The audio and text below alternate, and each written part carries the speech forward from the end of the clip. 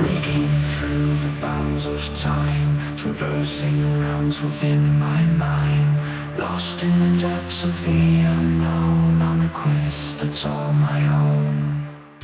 I've been battling myself a little bit about how to start this, what to say, and I was going to do a scripted part of this, and I can't. It seems kind of fake, and it just doesn't feel right. It doesn't feel natural, and so I decided, as I was doing my intro, I just started talking, and so I think that's what I'm supposed to do. So I'm going to tell you about myself. Tell you about what I'm doing with this and what it's all about. So the first thing is, this is not a book of answers or a guide of answers. It's more questions, because that's what's important, is the questions. Those are the things that elude us, is the why. And what I've discovered is that we all have the answer. Each of us has the answer. And the answer is in our own history. It's the book of who we are. And there's chapters in that book that have been protected and stored away. And my job as a seeker is to find these chapters, to open them. They're there. I have to.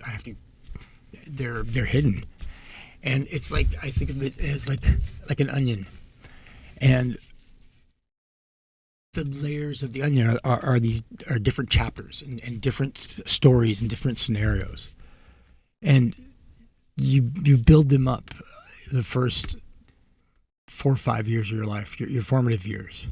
You're a clean slate when you're born, and then these layers are formed through experiences. And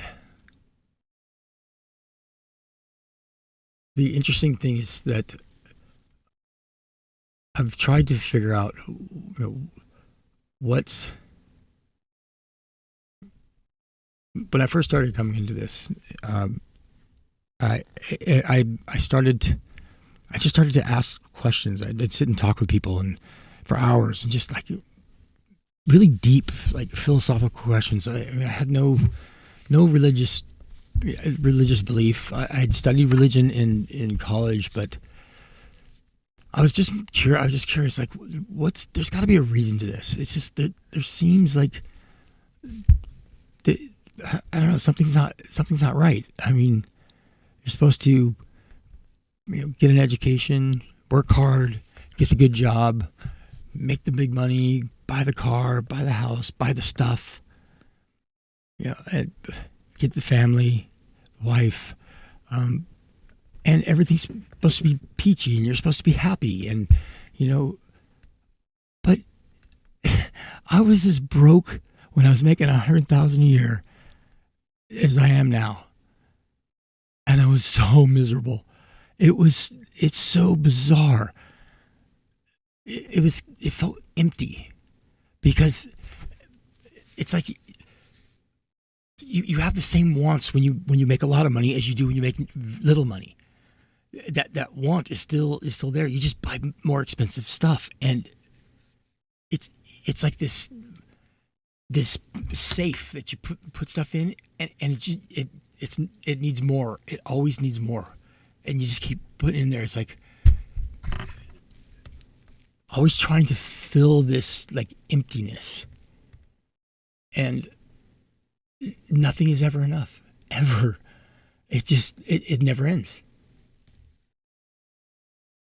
and it's weird that I would have thought that you're down and out in the bottom, and that's when you have your realization and then move up. But I was at like kind of the peak of my career. I mean, I had a good computer career. It was IT during the '90s, man. That was big money then because we were scarce. Now it's a dime a dozen. But it's like I have all this. I have stuff, and I'm empty. And there's people that I work around. They're empty. I was working at a stock brokerage when it started having these realizations. Angry. I mean, having to be taught, shown a protocol before you go into somebody's office on how to act in the office. It's like I'm an adult. It's like, and who is this guy that I have to go in and debase myself to this superior human being? It was just so weird and so forced and fake and angry. Angry people, so wealthy but angry. And it's like there had to be more than this. This couldn't be it. I mean, this can't be all. And I kind of know it's not, because you go into church and it's all these old people. And what that kind of tells me is like, you didn't find the answer, because you're in here so like you're in the last of your life, and it's like you're so terrified. Especially if like you're a couple and you've been together for a long time, losing one of each other, it's got to be terrifying. It's not a joyous thing, because you haven't lived life. You've been waiting for this afterlife, and you have to get all the stuff in the house, and it's this soccer and all this stuff, raise the kids, but you didn't really live life with them. It was like it's all missed opportunities, and now they're at the end of their life, and it's like, well, it's got to be something that you can't earn or buy, or something different, something else. There's something that we can't see. And that's what started me really thinking. It's like, I'm a pretty logical person. I'm pretty skeptical. I mean, I don't believe something until somebody can prove it. And when someone makes a claim of this is the way it is, like, okay, how does this work? How does that work? And as long as you can ask a question of why or how or what, as long as there's a question, then you go deeper. That's not the answer. That may be the start of the answer. That may be part of the answer, but that's not the answer, because I can still ask a question that you can't answer. Therefore, if this is true, we need to answer that question. I'll go with you to find it, because I want the truth. But when they stop the search for truth because they think they have it, then it's like many people like that, they project this air of superiority, that they're better than you. I've experienced this recently with religion, and it's like you can't even get upset with just the layperson that's practicing the religion, because they're following rules and doctrine that are they're forced upon them. I was Catholic. I mean, I grew up Catholic. I know. Oh my God, church on Sunday, the stand, sit, kneel. Oh, for a kid with undiagnosed ADHD, it was torture. I mean, it's like I already paid my penance of 12 years of of Catholicism. It was miserable. But it's like you can't get mad at somebody for only knowing what they know. It's it's very interesting once you really study and actually read the texts and the philosophies of the church, and I should say the dogmas of the church. You find out that they're members, just the layperson, they're victims. They're victims of this authoritarian conspiracy that rules from up high, and they have a direct line to God. So you need them. It's the whole idea of the Catholic priest. You got to go in and you got to tell this guy, like, your most private stuff, the stuff that you're allowed to keep private, and it's just the most intrusive thing, especially for, my first communion at 5. Oh, I never had to do my confirmation, thank God. Before we got out of there before I hit puberty. I was spared. But it's just like eye-opening to actually go in and study somebody else's religion. That way, at least I can have an intelligent conversation with them, because I know. I just wouldn't say I'm an expert, but it's like I have a working understanding of your theology, and I think to not do that is to disrespect somebody. It's to be superior. It's like, wow, yeah, you believe that crap? Oh, jeez.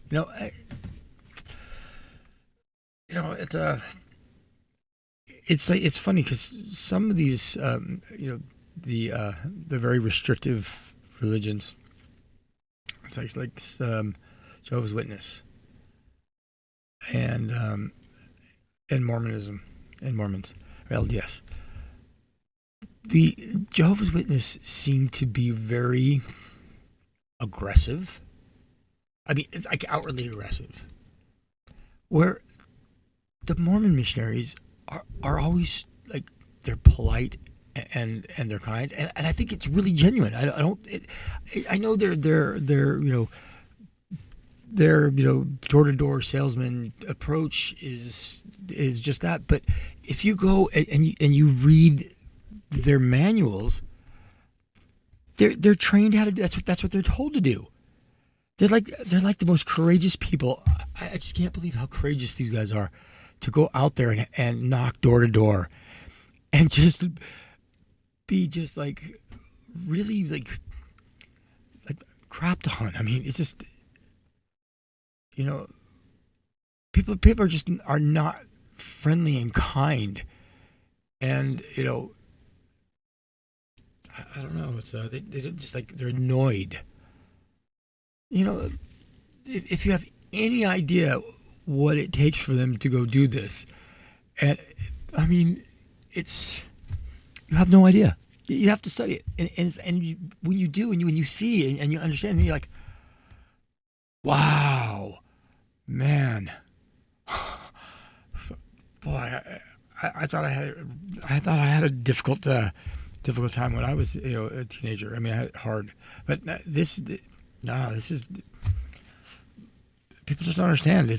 You stay ignorant to somebody else's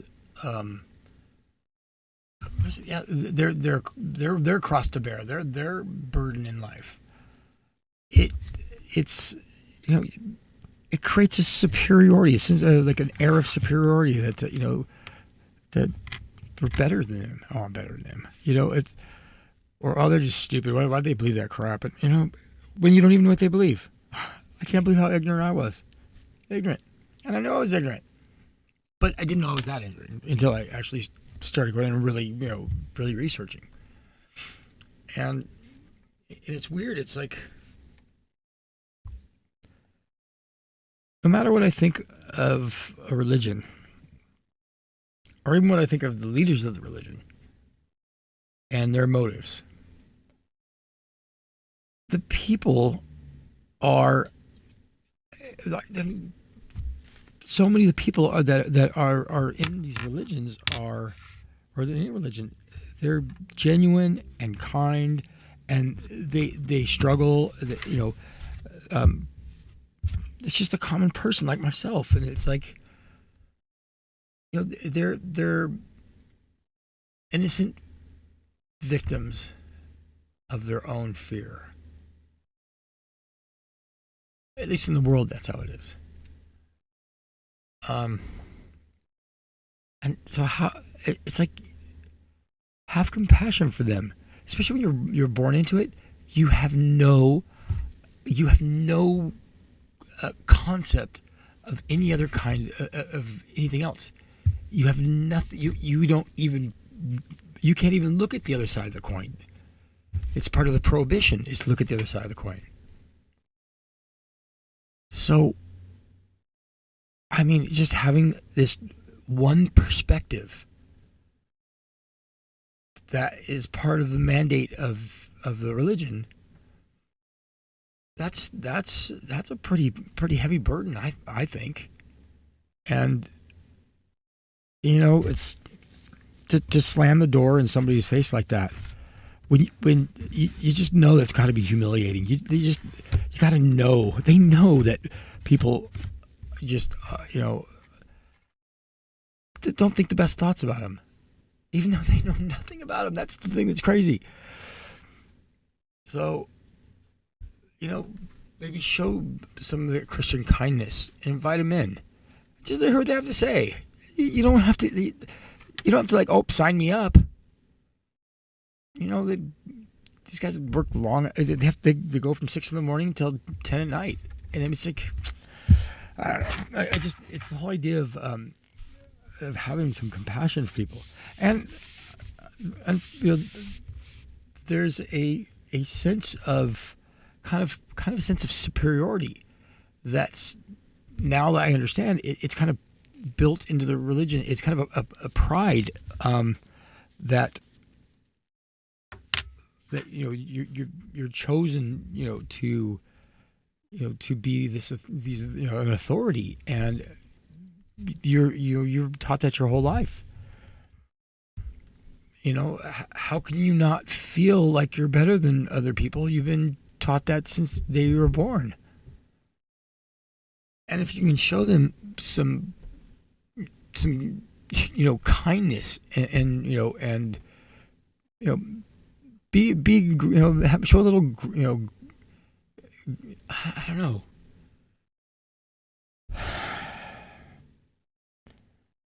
It's like you could add some real joy into somebody's life, just a few minutes, just out of just by giving them your attention, being considerate. Consider what they have to say, and if you don't want to do that, it's like you can't imagine the gift I think that would be. I don't know, but yeah, it's like this has been one of the biggest problems I've had since I started on my journey here. In October 10th, 1997, I had my awakening experience, and I didn't know what was going on. I didn't know what was happening to me. The internet was still dial up, and what do I look up? I didn't even know what was going on, even though it's like I had all these answers popped in my head, and it was just like, it was kind of like overload. It was, what happened to me was so profound. It was such a profound understanding of something that I just had no idea. And that that within a month I had given almost most of my stuff away. I had some stuff in storage and had a little bit of money, and I went on the streets and in San Francisco to try to figure this out. I mean, it was life. Reality shifting. And this is my 25th year on this journey, and the craziest thing is how little I know about anything. It's like, with the internet, you can get out there and just, you could surf for just, years, and there's just so much to know out there in the world. It's mind-boggling, and it's like, it's kind of, it's really humbling, and that's when you're open your mind and you're open to new experiences or different ideas. And, even ideas that challenge my ideas. You want that. That it's kind of the scientific method. It's like find the loophole. You got to find if there's a loophole, or if there's something that doesn't fit, doesn't work. You have to find it. The whole idea. So, because then your theory becomes solid and real. And one of the things I've learned, and this is why I won't do a video,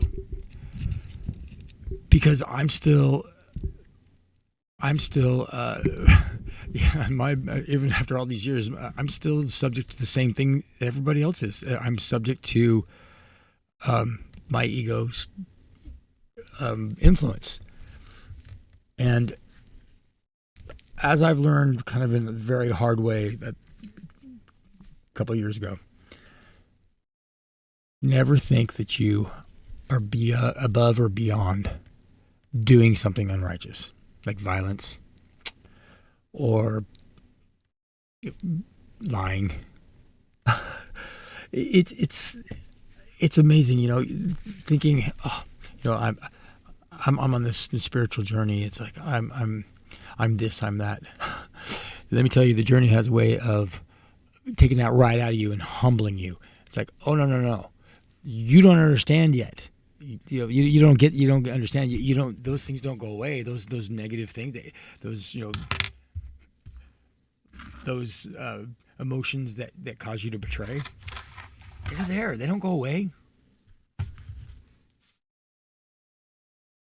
You have to know. You have to keep your. You don't. It's you kind of have to keep your eye on them. So they don't. If when you are triggered in anger, it doesn't turn into something violent. The next escalation. So when I hear or see people that claim to be healers and light workers and shamans and gurus, it instantly it rubs me so wrong, because those thoughts go through my head, like about being a teacher, and the longer I'm on this journey, the easier it is for me to see that that's the ego talking. It wants its recognition, and it's like my ego pops its head up, and it'll throw these thoughts in there. And then I'm watching YouTube, and I'll see some people, the healer, and it's like, I'm your aura healer. What was one? An ascension coach. Okay. It's like, come on. First of all, nobody heals other people. You heal yourself. A doctor doesn't heal you. You go in, they help treat your symptoms while they give you whatever it takes to build your body up to where it can handle it and then fix itself. That's what happens. You are the healer of your own body. Nobody else can heal you. So if people say they can, that's the ego. We can be facilitators at best, knowing what kind of medicines or herbs will work. But that doesn't mean you heal. You assist, you facilitate. Putting on the badge of healer is to elevate yourself and exalt yourself with this self-appointed degree or a self-appointed title. And it just comes off with this superior air. Oh, I'm a healer. And I see it a lot on Facebook groups. Somebody will write something there, and it's like genuinely, like they're really like in trauma. You can feel it when you're reading it, and just these people will answer with the most ridiculous answers. Like, just sit there and imagine yourself wrapped in a golden bubble, and you're floating above your body, and the bubble's getting bigger, and you're pushing all your negativity out into the bubble. Then when you get to the top, you pop the bubble and release all that negative energy and come back into your body, and it's gone. And I'm not trying to be mean, but it's so cringy. It's like seems so forced and so faked, and it's like, when does that ever worked? Because from my experience on my journey, you guys got to go through stuff and you got to feel it, and when you're feeling that, you got to be able to look at yourself and go, what am I feeling? Oh, this is horrible. What is this? Instead of trying to release it to the universe, because it wants to be looked at, it wants to be understood. So the whole idea that you can do that is just, it's nonsense. You don't get the quick way out. You don't get the fast pass to self knowledge. It has to be experienced. You have to feel these things. And the kind of idea that that's happy. That's, everybody has to be happy. This is going to sound really cynical, but happiness, the pursuit of happiness is a lie, because happiness, like every other emotion, is fleeting. Can you imagine feeling happy all the time? Never anything else? Happy. That's an elevated emotion. You can't stay in that space forever, and you shouldn't. You'd be a drone. So why does everybody want to be happy? I want to be. What I'm looking for is just to be at peace. Just be without that. Oh, I've got to pay this bill, and God, I'm out of money, and my car's not working well. What am I going to do? If they're going to go overnight, what am I going to eat tonight? All these things, and just peace. And when you're around other people and they're going through the drama, you can just stand there and observe, and not have to be pulled into it, or not pushing yourself into it. Just be at peace. And I've reached a certain stage where that's kind of my way of being now. I mean, it took me till just last year something happened, and it kind of snapped me out of it, and it's just weird. Part of my mind just keeps waiting for the other side. Things just can't be this cool all the time, and then something will happen, and I'll go into an elevated state, but then I pull myself right back to, I call it my bliss. People think bliss is like fulfilling, ecstasy. No, bliss is just that, bliss. It's like that middle ground. You're not happy, you're not sad, you're just blissful. But you're not a drone. You're just kind of like right now. I'm a little energized right now, but I feel like I don't feel happy. I don't feel sad. I just feel very blissful. But positive. It's very, very interesting. Yeah, it's like very interesting. And the other one, and this one's going to sound really, really bad, is hope. Man, I've had a tough time with hope, because what I've come to understand is that the past only exists in your memories. Where's the past? You have to go to your memories to see the past, or a book or a record of the past, but it doesn't exist anywhere else but memory. And then I think about the future. Well, the future is imagined because it's not real until it's the present. So the future only exists in imagination. And it seems like we flip-flop back and forth between our imagination and our memories. and we go back to our memories to build our imagination, this imagined thing. And then when that imagined thing doesn't come, we have failure. We it's like this weird, like, emotional ping pong match, back and forth, back and forth. Well, if you're always thinking about what you're going to do tomorrow or regretting what you did yesterday, when are you ever here now in the present? Your consciousness is either imagining something for tomorrow or reminiscing on something from yesterday. And if that's where the mind is, then you're not present, unconscious. So people are walking around unconscious, myself included. Ever since my awakening, I've been more conscious. But see, now it's very interesting. Now it's not about being conscious. That's the weird thing that I just realized just recent. In fact, just today, I was thinking about this. Once you're awakened, it's like I don't think because I kept a journal of all this. You don't become unconscious again, but in a way you do, because you get pulled in, your emotions pull on you, but you still have that awaken. You're still awakened to other, that something else is going on.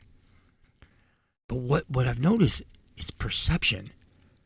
It's like I'll read something, and it'll click something, and then now I see everything differently. It's like my perception changes, and it used to happen like once every couple of years, and then maybe once every 6 months. Now it's like every day. When I learn something new, it's like I perceive like a deeper depth of reality. It's like another dimension. That's what it's like. It's like, but no, not another dimension. It's like a shift on how you see something. Like, you remember those 3D things, the little cards you used to get, and you'd move them to the side, and they look one way, and the other side something else would show up. That's what I think. Like, the shifts in perception is like the card moves. You're like, whoa! I didn't know that was there. And now you can say, whoa! You see that the similar thing everywhere now, because it's like you can now perceive it. It's like your eyes are becoming. It's not even your eyes; it's your mind. It's like it's becoming open to reality, not the illusion, not the matrix.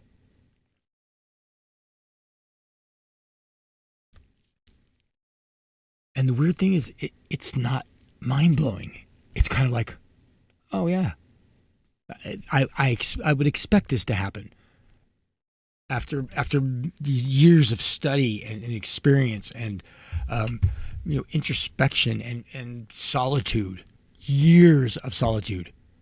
I mean, like 15 years, no, 17 years of solitude by myself. And you know what? I wrote all about it, because I kept a journal for the first 8 years of my path, of my journey here. And it's so sad when I read it now, because see, I don't like feel it. I don't feel it like oh, that was so hard. It was like, but when I read it, I can feel myself. I can feel it. In the words I use, I was like, oh my God, dude, I was in like agony. It's like this torment of isolation. And it's interesting, because I said in my journals, as I'm feeling this stuff, that I know this is not going to last forever.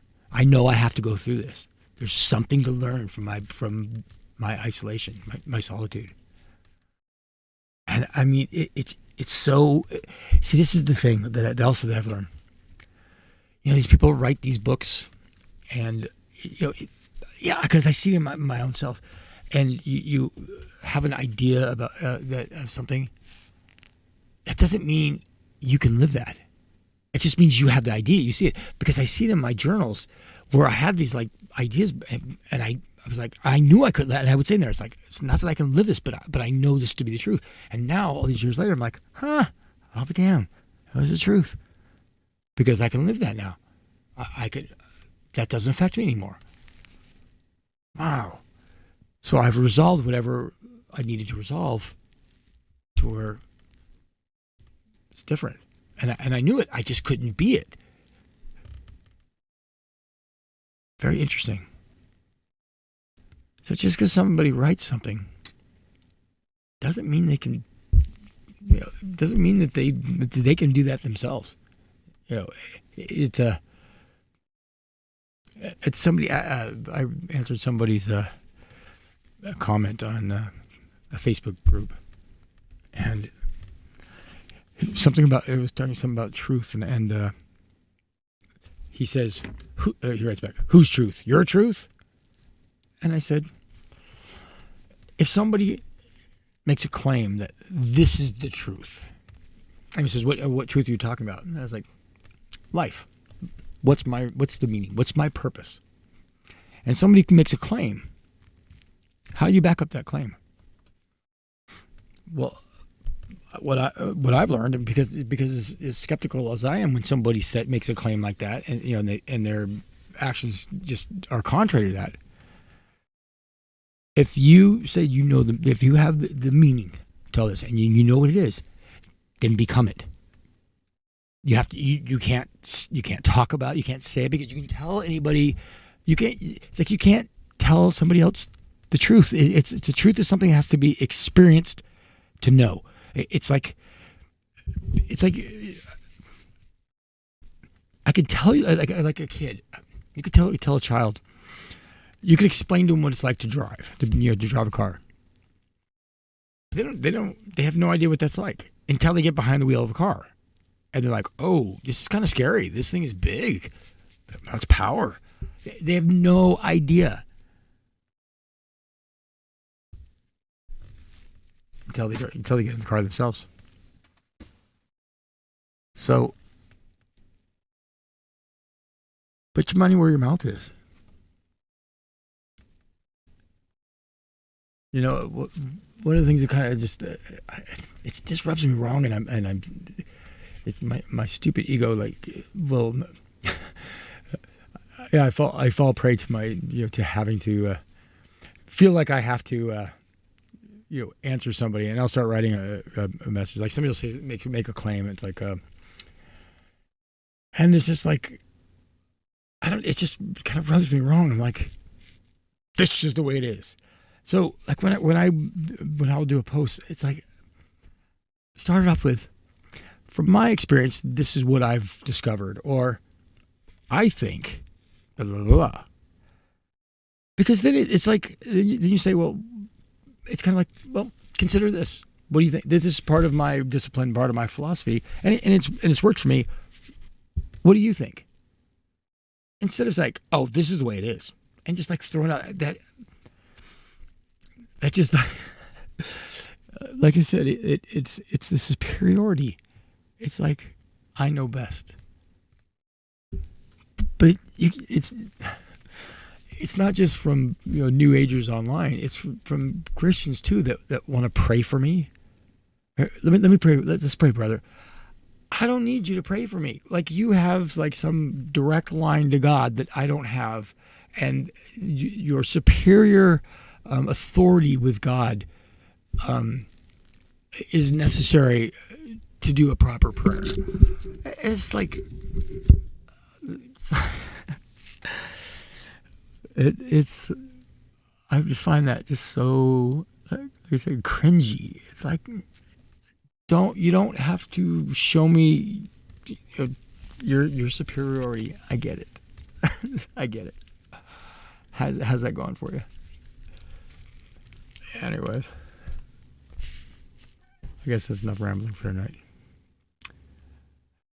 Love and light. No, I'm just kidding. That's mean. Because I used to say that too, and I still believe that. It's just it's kind of so, I don't know.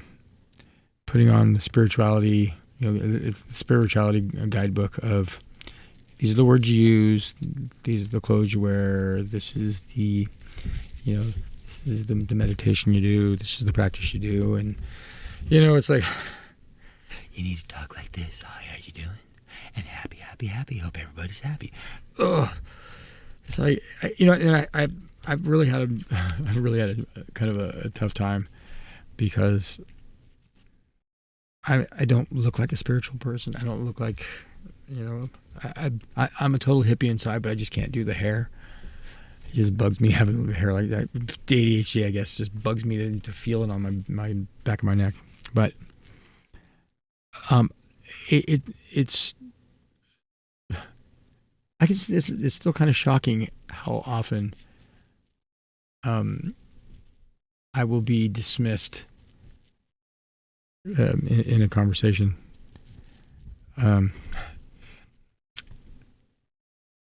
Because I'm, it just happened to me the other day.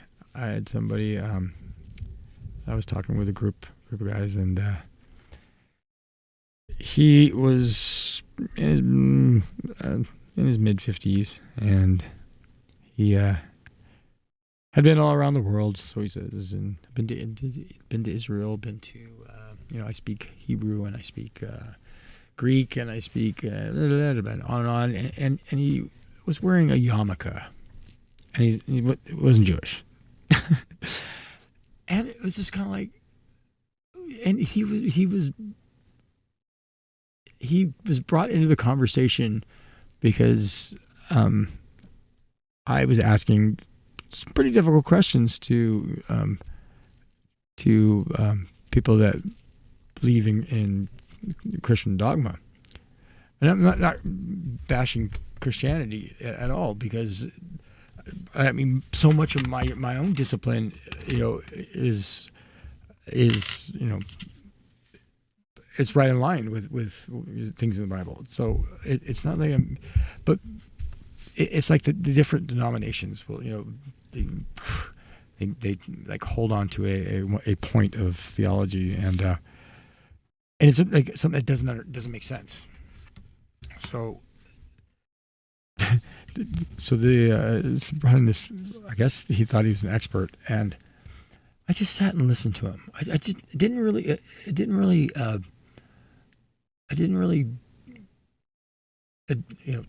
address him too much until he said something about, we were talking about morality and things that were moral, and I was talking about the Ten Commandments, and I said, so why are the first 4 commandments about how you're commanded to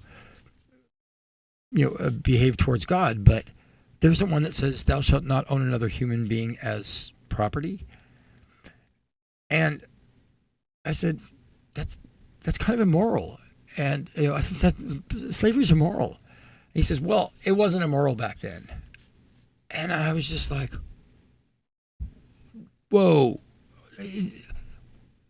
Slavery has always been immoral. Whether people owning another human being is an immoral act. I mean, it's an absolutely immoral act.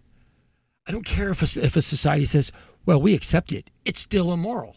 And it's always been immoral. So to excuse immorality because of the time, and I didn't say it, but I thought about it this afternoon. I was like, okay, so that was 2,500 years ago in biblical times. What about 150 years ago in this country? Was it immoral? Why is it less immoral 150 years ago, or it's more immoral 150 years ago and less immoral 2,500 years ago? You think they didn't know any better?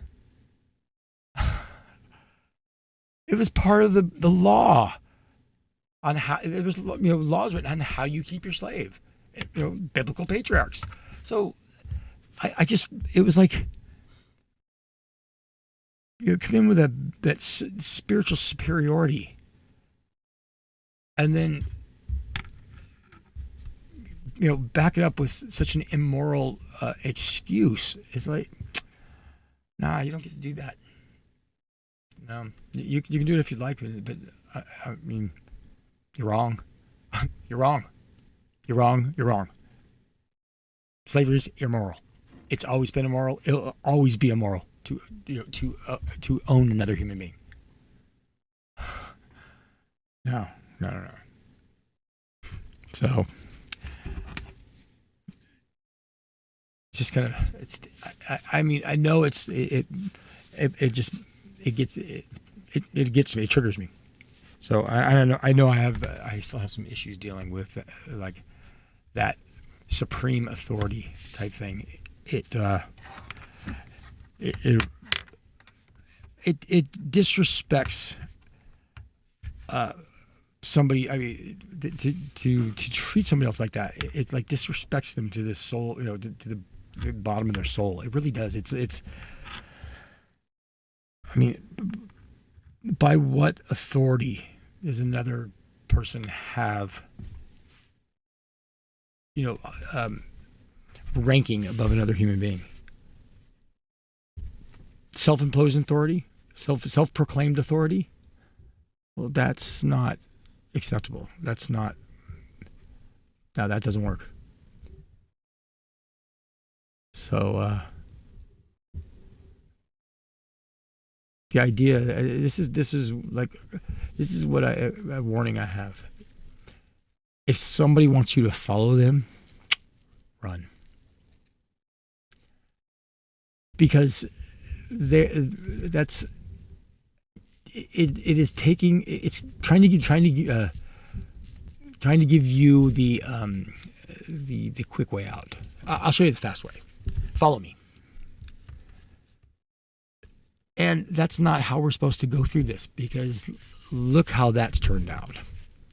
Follow me. I have the answers.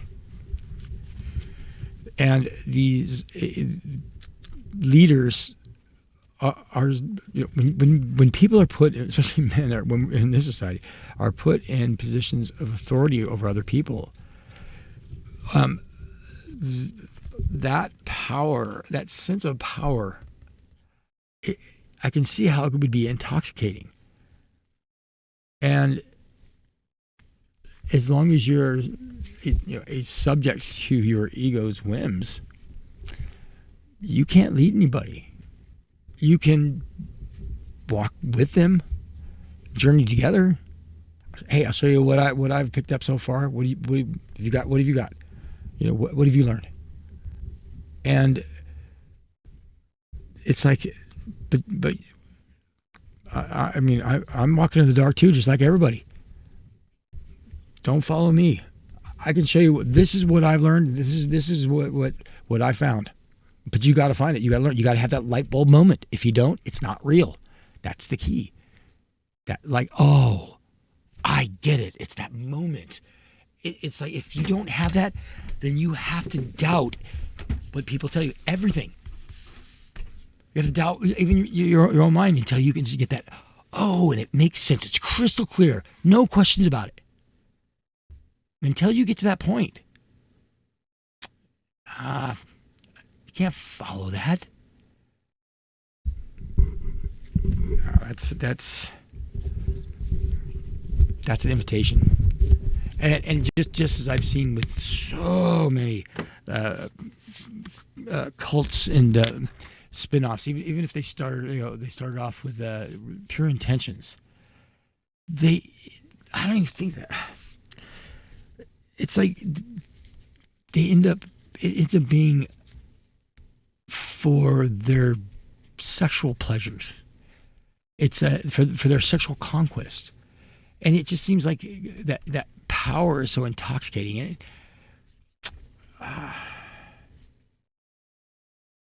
yeah, I mean,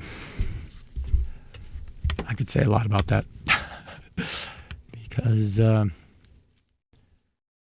unfortunately, religion is a narcissist playground.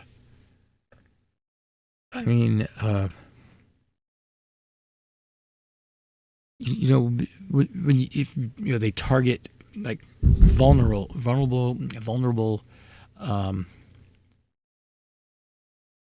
scared, unsure people, and they play on their devotion and play on their ignorance, and that is just the most.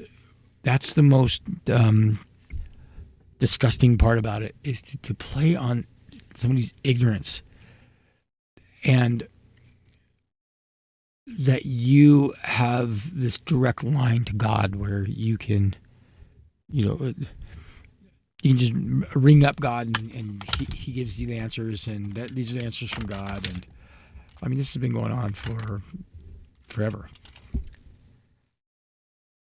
And there's no humility there. There's exaltation, self-aggrandizement. And